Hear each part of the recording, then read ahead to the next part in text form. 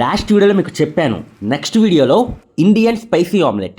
ఎవరైతే ఎక్కువగా స్పైసీగా ఆమ్లెట్ ఇష్టపడతారో మీకు విత్ సీక్రెట్స్తో వేసి చూపిస్తాను. ఇది పర్ఫెక్ట్గా స్పాంజీగా వస్తాకి ఒకే ఒక సీక్రెట్ ఉంది, అది ఆమ్లెట్ వేసేటప్పుడు చెప్తాను.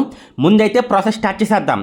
2 స్పూన్స్ కారం వేసుకోండి, 1 స్పూన్ సాల్ట్ వేసుకోండి, 1/2 spoon black pepper powder, 1/2 spoon chaat masala, ధనియాల పౌడర్. అర్థమైంది కదా? కారం అనేది 2 స్పూన్స్ వేసాను, చాలా బాగుంటుంది. కారం 2 స్పూన్స్ వేసుకోండి, మీకు మంటగా ఉండదు, ఎక్కువ అవ్వదు. ఇప్పుడు ఒక చిన్న టీ గ్లాస్ తీసుకోండి, అందులో సగం వాటర్, ఒక టీ గ్లాస్లో సగం మాత్రమే వాటర్ పోసి బాగా కలపండి. మసాలా మొత్తం కూడా మిక్స్ అవ్వాలి. ముందు నేను ఎందుకు కొంచెం వాటర్ పోసి మిక్స్ చేస్తున్నానంటే, నార్మల్గా ఎగ్స్ వేసేసామనుకోండి బాగా కలవదనమాట, ముద్దలుగా అక్కడక్కడ ముద్దలుగా ఉండిపోతుంది.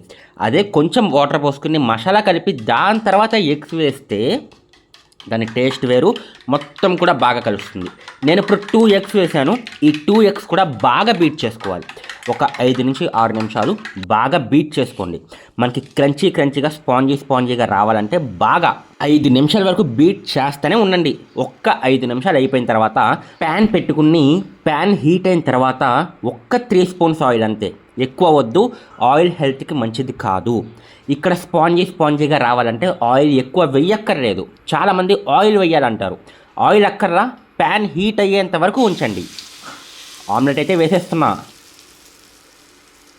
ఓకే, ఇక్కడ నేను ఫాలో అయిన సీక్రెట్ ఏంటి? ఒకే ఒకటి, ప్యాన్ ఉంది కదా, ప్యాన్ని బాగా హీట్ అవనిచ్చాను. హీట్ అయిన తర్వాత మాత్రమే మనం ఆమ్లెట్ వెయ్యాలి. ఇదే ఇక్కడ సీక్రెట్. ఇంతకు ముందు వీడియోలో కూడా చెప్పాను, ఈ వీడియోలో కూడా చెప్తున్నాను. ఆమ్లెట్ మీకు పర్ఫెక్ట్గా అలా ఉబ్బుతూ స్పాంజీగా రావాలంటే ఆయిల్ వేసిన వెంటనే మీరు ఆమ్లెట్ వేయొద్దు, మీకు రాదు, టేస్ట్ కూడా అంత ఉండదు. ప్యాన్ అనేది బాగా హీట్ అవ్వనివ్వండి. హీట్ అయిన తర్వాత అంటే ఒక 3 నిమిషాల వరకు హీట్ అవ్వనివ్వండి. పొగలు రావాలన్నమాట. పొగలు వచ్చిన తర్వాత మాత్రమే ఆమ్లెట్ వేయండి, మీకు మంచిగా వస్తుంది, టేస్ట్ అదిరిపోతుంది. బయట మీరు హోటల్స్లో తింటారు కదా, సేమ్ అదే విధంగా వస్తుంది. అయితే పైన మనకి కొంచెం ఎగ్ యాల్క్ అనేది ఉంది కదా, లైట్గా ఇలా ఆమ్లెట్ అనేది పైకి లేపితే ఆ యాల్క్ అంతా కిందకి వెళ్ళిపోతుంది అనమాట. పైన మనకి చాలా వరకు పచ్చిగా ఉంటుంది, కింద ఏంటంటే బాగా ఉడికిపోతూ ఉంటుంది అనమాట. ఆ టైంలో ఇలా చేసుకోవాలి. ఇలా చేసి మళ్ళీ 1 నిమిషం. ఇంకొక విషయం అండి, ఇప్పుడు ఆమ్లెట్ వేసాం కదా, ఇది ఎక్కువసేపు మీరు ఉడకనివ్వనక్కర్లేదు, ఎక్కువసేపు వేపక్కర్లేదు, జస్ట్ 1 నిమిషం సరిపోతుంది. ఎందుకంటే మనం ప్యాన్ అనేది బాగా హీట్ అవ్వనిచ్చాం, ఎక్కువసేపు అక్కర్లా. ఇలా ప్యాన్ని ఇలా షేక్ చేస్తేనే మీకు ఆమ్లెట్ అనేది విడిపోవాలన్నమాట. విడిపోతే మనకి ఆమ్లెట్ అనేది ఒక సైడ్ బాగా కుక్ అయిపోయినట్టే. ఒక సైడ్ అయిపోయింది, నేను ఇప్పుడు రెండో సైడ్ కూడా నేనైతే కుక్ చేసేస్తున్నాను. సో రెండో సైడ్ కూడా 1 నిమిషం అయితే ఉంచేద్దాం. సో ఇదే విధంగా 1 నిమిషం ఉంచి మళ్ళీ మనమైతే దీనైతే తిప్పుకుందాం. ఫ్రెండ్స్, ఎవరైతే చికెన్ రెసిపీస్ ఇష్టపడతారో, నిన్న అంటే ఒక 1 day back chicken tikka masala అనేది మన ఛానల్లో పెట్టడం అయితే జరిగింది.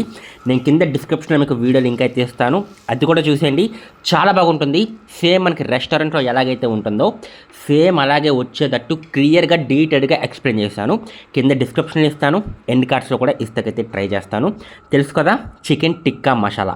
ఇంతే అండి, మన ఆమ్లెట్ అనేది రెడీ అయిపోయినట్టే. ఇక నెక్స్ట్ స్టెప్ ఏంటి, నేను ఇక స్టార్ట్ చేసేస్తాను. ఇది నేను బ్రేక్ఫాస్ట్ కింద అయితే చేసుకున్నాను. వేడి రైస్లో కూడా ఇది అద్దరిపోతుంది.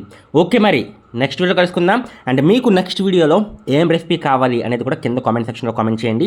మీరు ఏదైతే చెప్తారో అదే తీసుకొస్తాను. ఓకే, మరి బాయ్.